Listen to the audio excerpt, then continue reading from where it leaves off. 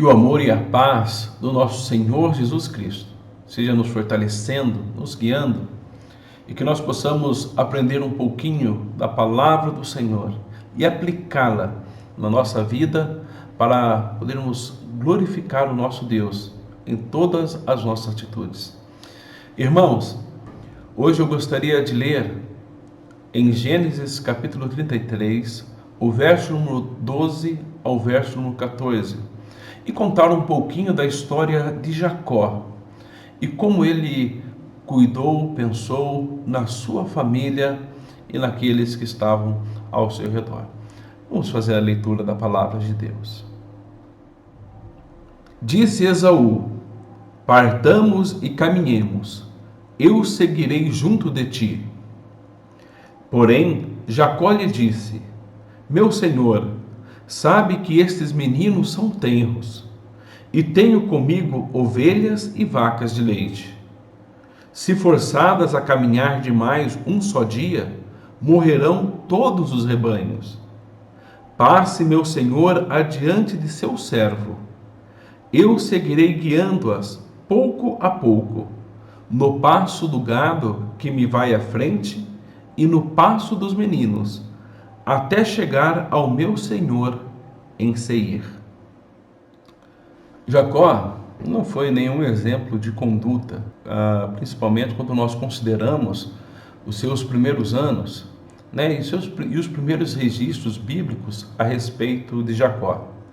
Nós vemos que ele era irmão gêmeo de Esaú, e um dia, quando Esaú tinha voltado de uma caçada, pois ele era caçador, tinha voltado de uma caçada, estava cansado, exausto, faminto, a ponto de morrer.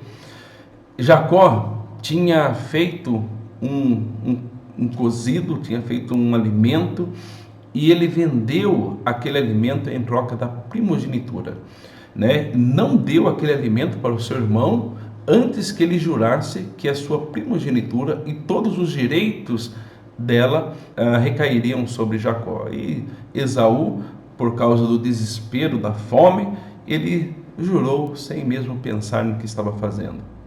Aconteceu também em uma outra ocasião que Jacó, ele disfarçou-se de Esaú. Esaú era um homem muito peludo, e ele colocou ali uma roupa, né, peluda, né, vestes e pelos de animais, para confundir o seu pai, Isaque, que já não era tão bom dos olhos.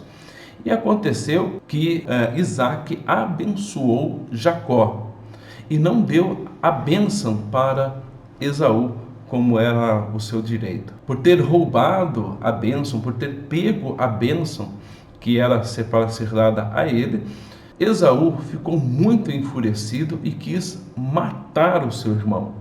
Ele disse que assim que o seu pai falecesse, Jacó seria morto. Aconteceu que antes de o seu pai falecer, ele se despede de Isaque, Jacó se despede de Isaque e foge para uma terra distante. Lá ele vai para as terras de Labão, onde encontra a sua esposa, Rebeca, onde ele também casa-se com Lia, e ali tem os seus filhos.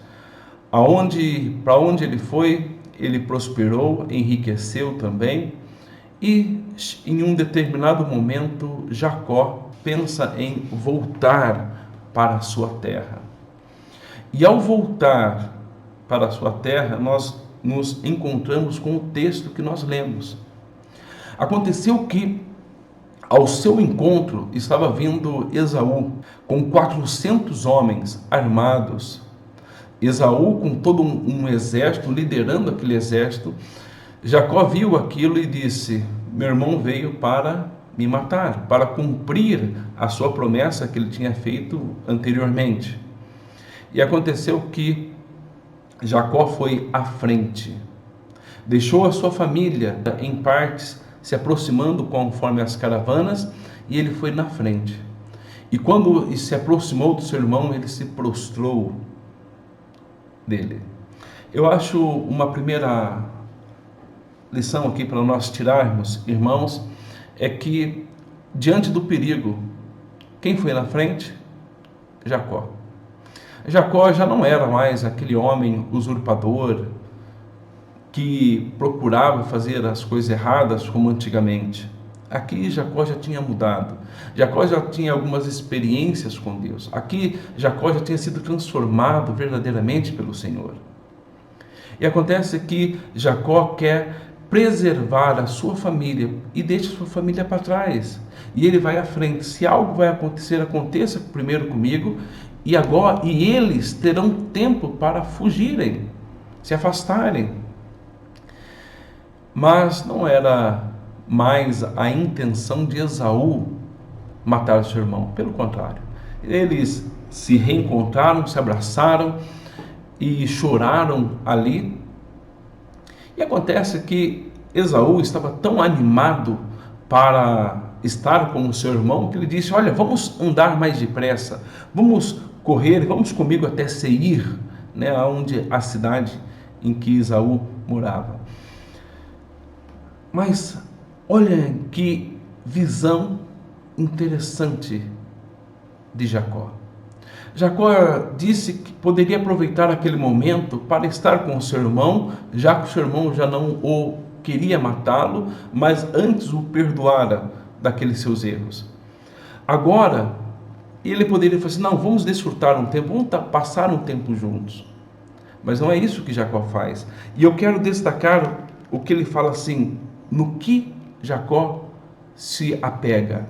Ele fala assim: observe os meninos, os meus filhos, eles são tenros, eles são pequenos. Eu não posso apressá-los. E ele continua dizendo: deixa eu seguir no passo dos meninos. Meus irmãos, o que nós observamos aqui é o cuidado de Jacó para com seus filhos.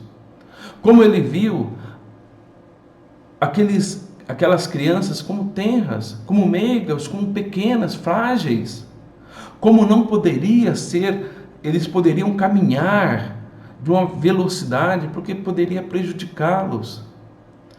Muitas vezes, irmãos, nós devemos olhar para aqueles que são mais frágeis do que nós e não querer fazer com que eles andem nos nossos caminhos, na nossa velocidade, com a nossa capacidade.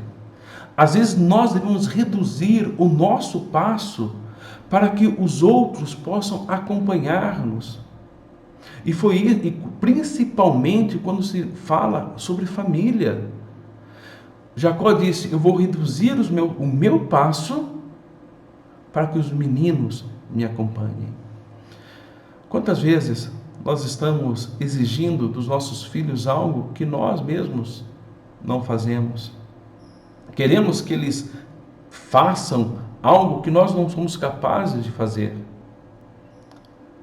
Devemos, às vezes, reduzir os nossos passos para que eles possam andar no nosso caminho. Nós reduzir para acompanhá-los. E assim nós seremos o seu exemplo, assim nós o fortaleceremos, assim nós estaremos em companhia deles. Se nós citarmos esta passagem em um relacionamento muito mais amplo do que a família de sangue, mas a família cristã, a família de Deus. Às vezes, nós também devemos olhar para com o nosso irmão, observarmos as suas dificuldades, suas fraquezas e auxiliá-lo e ampará-lo, não aceitar o erro, não nos acomodarmos com o erro, mas o corrigirmos conforme o passo deles, fortalecê-los conforme a capacidade deles, tentar instruí-lo conforme a necessidade deles, para que eles cresçam, para que eles progridam, para que eles não desistam e pereçam pelo caminho.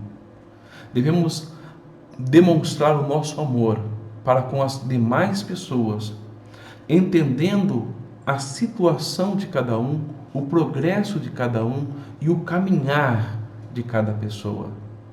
Que assim, como Jacó, nós possamos ter esse olhar empático com as pessoas, com aqueles que são da nossa família e para aqueles que são da família de Deus, para que todos possam andar juntos e assim juntos glorificarmos ao Senhor.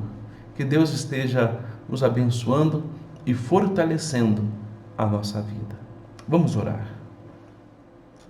Santo e eterno Deus, muito obrigado, Senhor, por tudo que o Senhor tem nos dado.